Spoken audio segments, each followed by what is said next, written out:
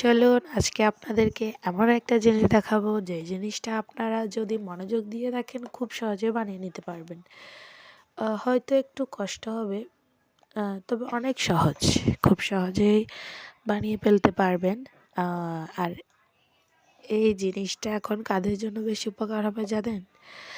যাদের আমাদের মতো গ্যাসের লাইন থাকা সত্ত্বেও মাটি চুলায় রান্না করতে হচ্ছে, তাদের জন্য খুব সহজেই বানিয়ে নেওয়া যাবে কোনো খাটাখাটনি ছাড়া। আজকে আপনাদেরকে দেখাবো কোনো খাটাখাটনি ছাড়া মাটির চুলা কিভাবে তৈরি করতে হয়। দেখেন, মানে হয়তো একটু কষ্ট হবে, যে কোনো জিনিস বানাতে তো কষ্ট হয়, তাই না? এই যে দেখেন আমি ভিডিওটা বানাচ্ছি, এটাতে তো কষ্ট, একটু কষ্ট হবে, এতটা বেশি ঝামেলা নেই। আপনারা মনোযোগ দিয়ে দেখবেন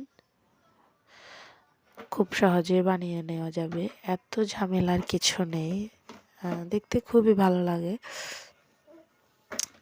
খুবই মাশাআল্লাহ, খুব সুন্দর করে বানিয়ে ফেলতে পারবেন যদি একটু চেষ্টা করেন, একটু মনোযোগ দিয়ে দেখেন পারবেন। কি করব ভাই, আমাদের গ্যাসের চুলা আছে কিন্তু আগুন নেই, আর যখন আগুন থাকে তখন আমাদের গ্যাসের প্রয়োজন হয় না, মানে তখন আমাদের কোনো কাজই থাকে না।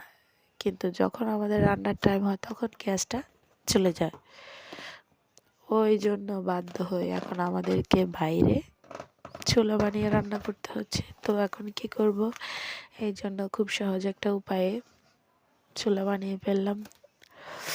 আর আমাদের মতন যারা আছেন তারা ওইভাবে ট্রাই করেন, দেখবেন পারবেন। দেখেন মাশাআল্লাহ বলবেন, কত সুন্দর চুলা বানিয়ে ফেলা হয়েছে। আল্লাহ হাফেজ।